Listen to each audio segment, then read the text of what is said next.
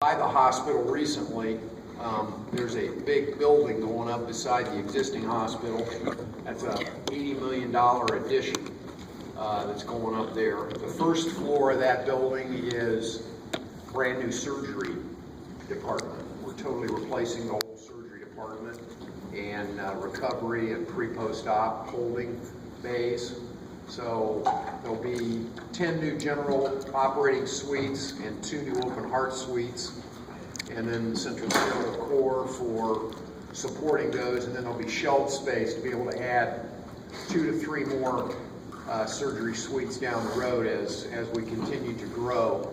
The second floor of that building, and actually the remainder of the building, will be medical office building. So the second floor will be the Orthopedic Institute and the Neuro Institute. So all the orthopedic surgeons and their staff that are now over on Trimble will be on that second floor, along with the neurosurgeons and the neurologists.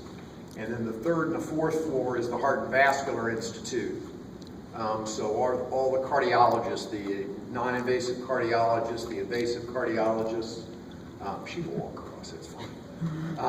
The electrophysiologists, vascular surgeons, cardiothoracic surgeons will all be on that third and fourth floor, and there'll also be a cardiac imaging center on that third floor with 2 new nuclear cameras and echocardiography imaging equipment and vascular ultrasound, etc. on that floor.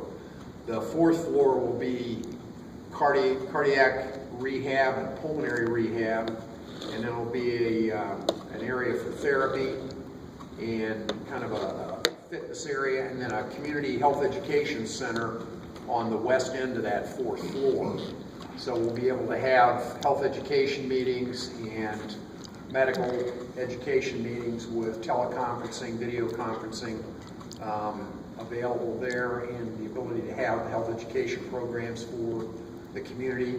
The conference center part of the floor will probably house about between 100 and 120 people sitting at tables, or we can split that into 2 smaller rooms. So we'll be having health education programs going on throughout the day and on weekends and so forth. The 5th floor, we were going to just shell that for future expansion, but with some of the recruiting that is underway, we need to start working on the 5th floor. So starting July 1st, before we move into the rest of the new building, we're going to start finishing off the 5th floor. We've got it about half, probably about half filled, but we're just going to go ahead and finish the whole thing off and get that started before we move into the building. We're going to be starting, surgery suite will open September 1st, so we'll start doing all our surgical procedures. We'll move into the new surgery area starting September 1st, and then the rest of the building will house the medical offices, the orthopedic and neuro and cardiovascular, thoracic and vascular services. Those offices and staff will all move in November 2nd. Monday, November 2nd, they'll start seeing patients there. And then we also have a parking garage underway that will be completed by the end of October. We will have a community open house on Saturday, October, I think it's the 24th, whatever that last Saturday of October is, right before we open the new building. So you'll probably be seeing things about that. It'll be open to the public to come in and take a look at the facilities before we actually start seeing patients. Because obviously once we start seeing patients, it's a little difficult to have people going through there. So that'll happen the end of October, and then once we start the new surgery operation on September 1st, we go back into the existing surgery suite area, totally gut that area, and we'll renovate it for recovery, pre-post-op holding, outpatient surgery holding, and the locker rooms and so forth for the staff. That renovation piece of the project will be finished about March or April of next year, and then we hope to have the 5th floor completed by April of next year as well. So Ohio surgical specialists will go on the 5th floor. We have ear, nose, and throat surgeons going on the 5th floor, and we're recruiting 2 additional gastroenterology specialists. They'll go on that 5th floor, and then we'll have 2 to 3 additional suites available on that 5th floor to expand for additional specialists.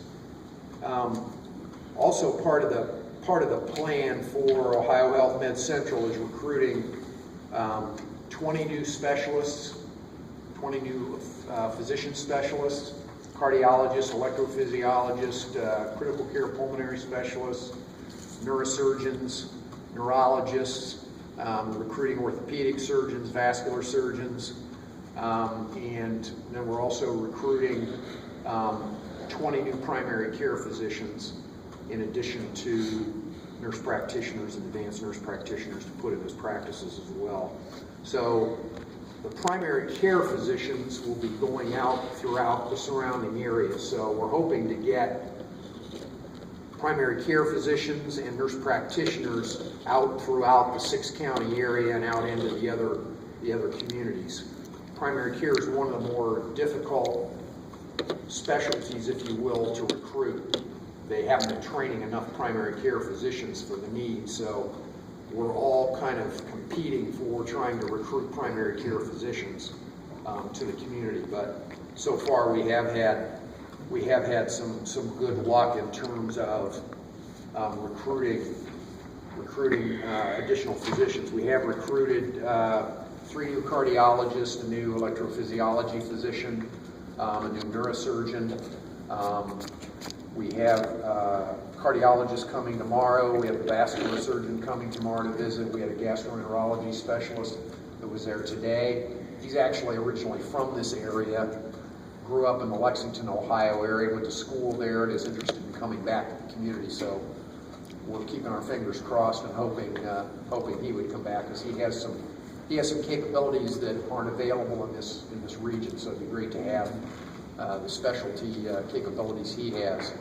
We also have 4 new primary care physicians that we've recruited that we're going to be using to both replace existing practices as well as trying to move them out into some of the other locations. So there's a lot underway there in terms of expansion for Med Central and the system. One of the things I want, did you have a question? Yeah, go ahead. The orthopedic that Ohio Health owns out on Trimble, is that going to be, are they going to move downtown? That practice on Trimble Road is going to move into the 2nd floor of the new medical office building. Okay. Along with Dr. Bernhardt, will also be seeing patients there as well as in Ashland. He's going to be in both. He'll do both locations.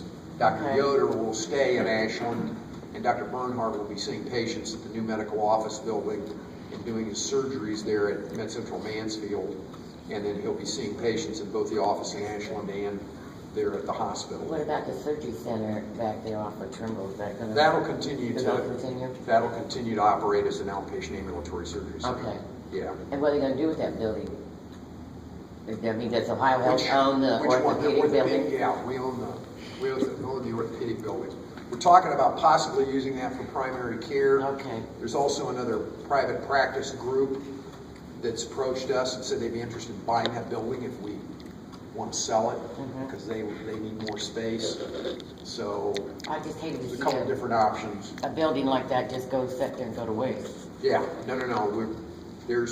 That building is in good shape, so that's one that we definitely would hang on to. So, okay. And one of the plans that Ohio Health has for Ohio Health Med Central is that we would be the regional hub for this area. Their whole philosophy, which kind of fits with what we were interested in, part of why we affiliated with Ohio Health, is they want to keep care local. They don't want people to have to go to Columbus to get their care, if at all possible. So they're very interested in building the specialty services that we have here in Mansfield so that people can stay here in the community and not necessarily have to go to Cleveland or Columbus for a lot of these other specialty services. So they're interested in really developing the medical services we have here, and just the additional physicians that are on the plan to recruit.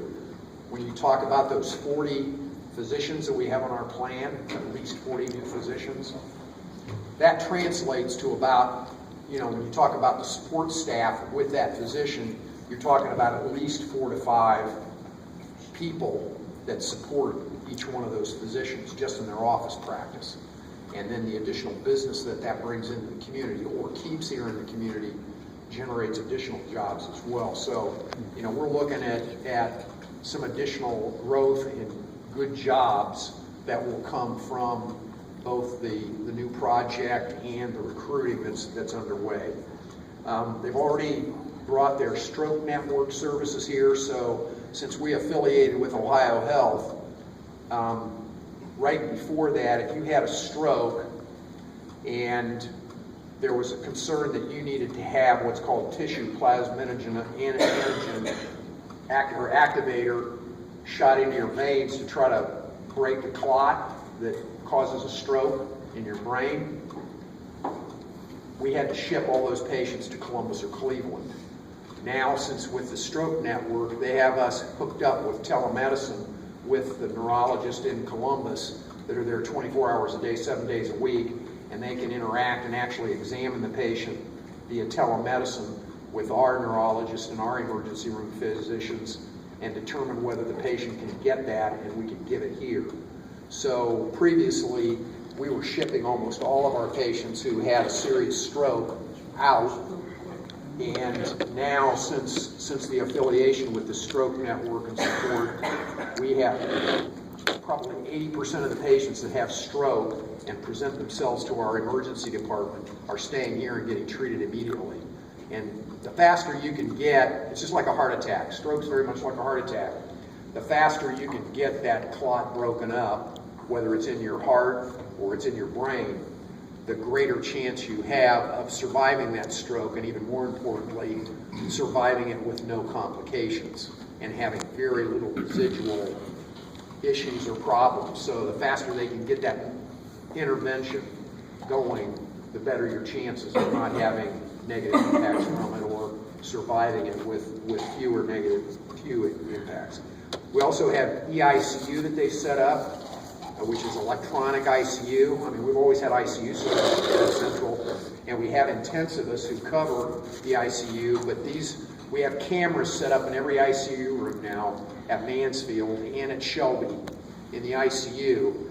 And while we have intensivists going around covering the unit, and nurses there obviously 7 days a week, 24 hours a day, they have physicians and nurses that are sitting down in Columbus monitoring every one of our patients and visually monitoring them, and they're also getting an electronic feed of all their vital signs. So we not only have our nurses who are rounding on the patients, but we have nurses sitting down in Columbus and physicians who are monitoring the vital signs and determining if there's any minor changes that maybe need to be addressed immediately. So it's another set of eyes on the EKG strips and the oximetry measurements and so forth that we're monitoring in the ICU, and they can call our nurses or our physicians and say, the patient in room 5 in the surgical ICU, something a little funny seems to be happening here. You need to look at that patient right now. So it's another set of eyes and a whole other set of people that are helping us monitor those patients and provide even better care. So it really improves the quality of the care that we're providing. And then Ohio Health is affiliating for cancer services with MD Anderson, which is one of the premier international cancer programs in the world, based out of Houston, Texas. And we're going to become certified as a MD Anderson cancer site, and that will happen later this year. We'll be having our first visit by MD Anderson to be accredited as an official MD Anderson Cancer Center site, and we'll be using all their protocols and so forth. So that'll be a big enhancement for cancer services for our region and for us. So there's a lot of care coordination and enhancement that's taking place. Just some interesting facts about the project. It's an $80 million project. Hospitals are very expensive. If I could show my PowerPoint, I've got some slides that show some of the construction going on in the surgery suites. And when you see the the oxygen and nitrous oxide lines, and plumbing, and special ventilating and filtration systems, and the air changes that are required for surgical suites these days. The mechanical systems in a unit like that are very sophisticated and, as you can imagine, very expensive. So surgery suites probably the most expensive construction you can do of any type. You're talking about generally in the neighborhood of $400 to $500 a square foot when you're building surgery suites. So it's a very expensive space to build. And we're replacing our old surgery suites that were opened in 1983. So the new requirements for surgeries and so forth have come a long way, as you can imagine, in the last 30 years. So meeting those new requirements and all the new equipment and so forth requires bigger suites. That particular project, to date, about 60 million of that is construction. So about 20 million is equipment. So anesthesia booms, cameras, monitors, etc. So it's a very technologically complicated and expensive project.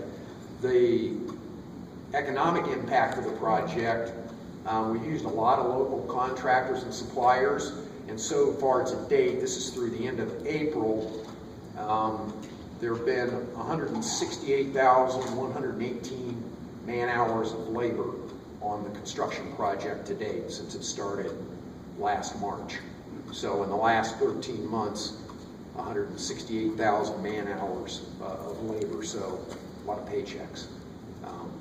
So good economic impact for the community, and trying to think of other things maybe that are going on that you might be interested in. Again, I think I went through the completion dates and the milestones. So far, we're on schedule and we're under budget.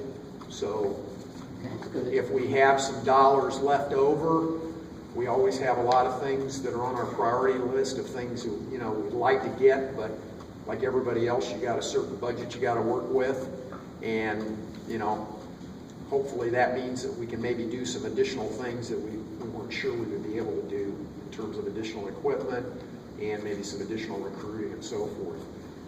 I've gone through a lot fairly quickly.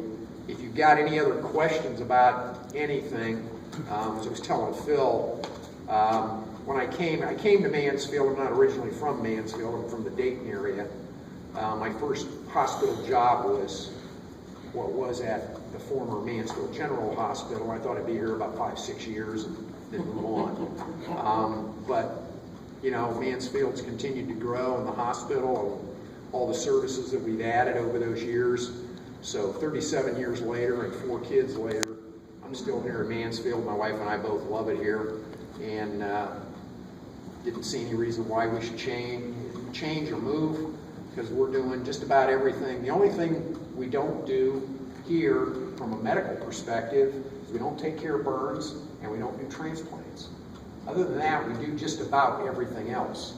And when I first came, we had no cardiologists, we had no neurosurgeons, we had no neurologists, we had no vascular surgeons, we had no pulmonary specialists, et cetera, et cetera.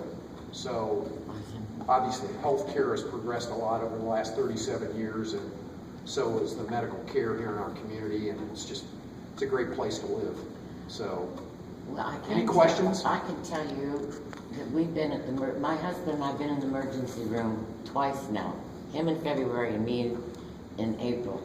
And I have never gotten the care like I have this time. And he did too. They were right there. We didn't have to wait. And they were very courteous, and I've been in that emergency room years ago, and it was horrid. And the review was not very good. This time, I was very pleased. Well, that's one of the areas we've been working on a lot. It's still not where we want it to be.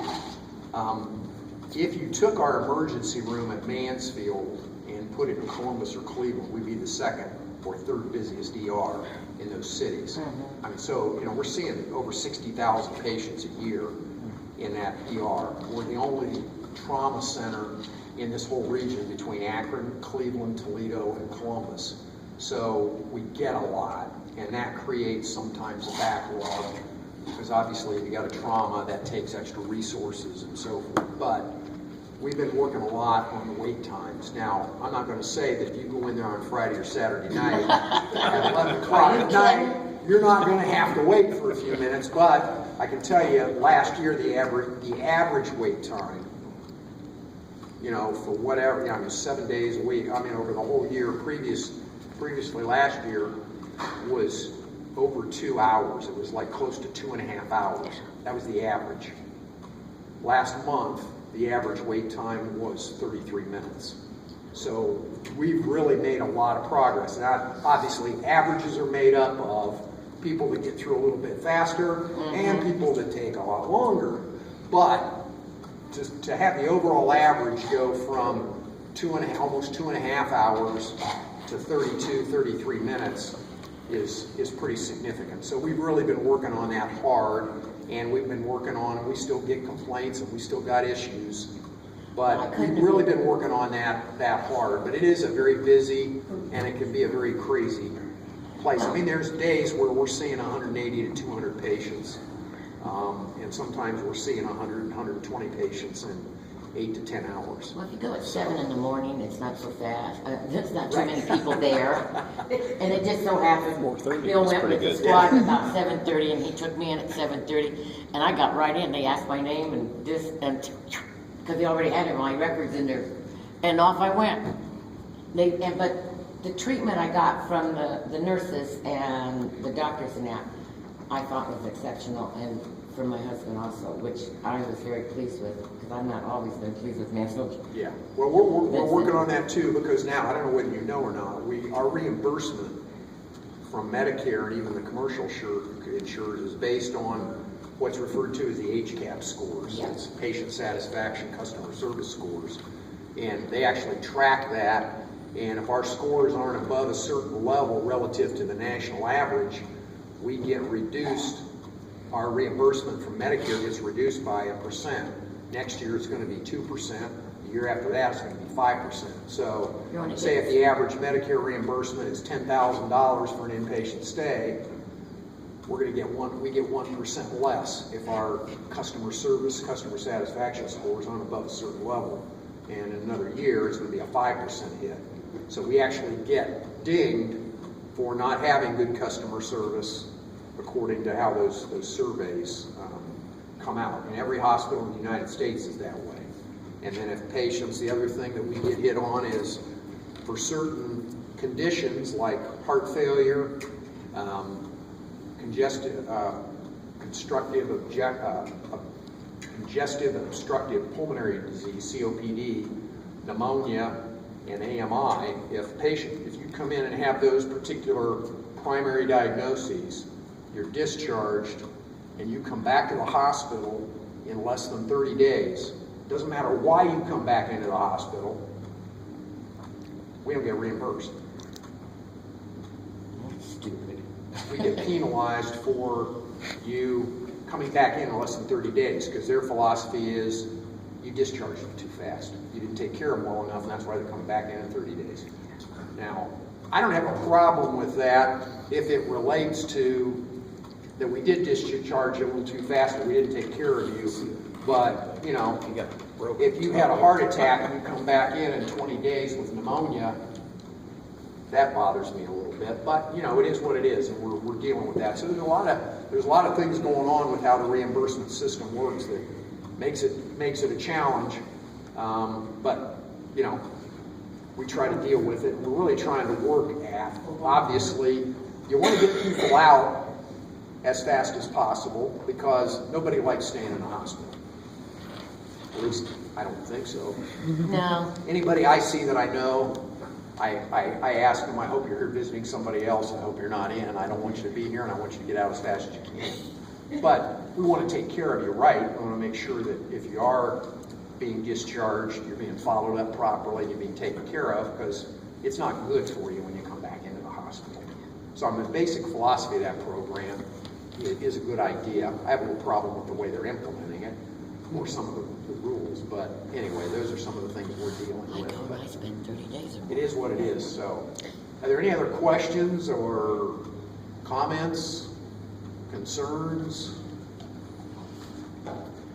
You had a stroke, but you was in Florida when you had yours, didn't you? And look how good he is.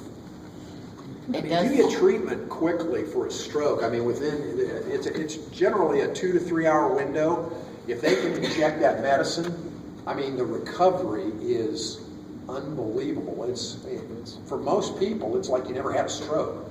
But if you go beyond that 2 to 3 hour window, that's where you have the, paralysis on the left or the right side, depending on what part of your brain is going. The same thing with the heart attack. We track when somebody comes in with an ST elevation MI. Our goal is to get you to the cath lab from the time you hit the door of the ER to the time you're on the cath lab table and the cardiologist has a wire into your groin and up into your heart, passing it across that clot. We're shooting for less than 90 minutes. Wow. Because we know medically that if we can cross that lesion in less than 90 minutes, we can increase the odds on your life being saved and totally opening that blockage back up and eliminating almost all damage to your heart muscle. So, I mean, we're coordinating with EMT squads and everybody. We got cardiologists on call. They have to be able to be at the hospital within 15 minutes because, from the time they hit the door to determine it's an AMI and get them up to the cath lab and get a wire across that lesion in the heart in less than 90 minutes, a lot of things got to be working. But it's important because, saying time is muscle is true. Mine worked perfect. Yeah. In there, I forget what you said that they do to the brain. It's called TPA. They done that, and when I'm not totally good, but that's because I'm old. Oh, come on, Dick. No, we love you. But Some of it's just wear and tear, right? it was miraculously. Within a period of 3 hours, they had done everything with my heart. I don't have any heart trouble. Didn't have any from the stroke. But some people say I still got a head problem. Join the crown. Anyway, Well, I that's appreciate nice to know about the heart thing. Yeah, I mean, we really tell people, I mean, if you have... You hear that? So if I have problems, you get me at the hospital quick. Well, I'll tell you, I can speak from personal. I'm a heart survivor. I have no heart history, but I had a heart attack at the age of 47. Ooh. And, we always told people, come to the ER, even if you're embarrassed, and it ends up being heartburn. If you're having chest pain, and you're having, pain down that left arm for a guy, the symptoms are a little different for a woman than they are for a man, or you're having pain back here and you're diaphoretic, you're kind of cold and clammy, we want you to come to the ER. We'd rather find out it wasn't anything versus you ignored it, because generally us guys ignore those. And you have a heart attack and you don't know it, and you actually kind of get over it, or so you think, and then you just keep doing what you were doing. Usually the second one you're not so lucky. Usually the second one is fatal. But I preach that to everybody else, and I had pain on this side and I was diaphoretic, and I thought, I'm always telling everybody else, go to the ER, go to the ER, make sure it's not a problem. I went and they did a cath and they found out I had a small little blockage. They were surprised I came. And it was small, but I'm sure that saved my life by going and getting checked out, even though it was a minor issue. But really, it's important that you know those signs and that you respond to them, and don't feel like you're putting people out. If you think you might have a heart problem or a stroke, man, you need to get to the ED as quickly as you possibly can, because it can really make a difference. So anyway, thank you for the opportunity to come. I appreciate it.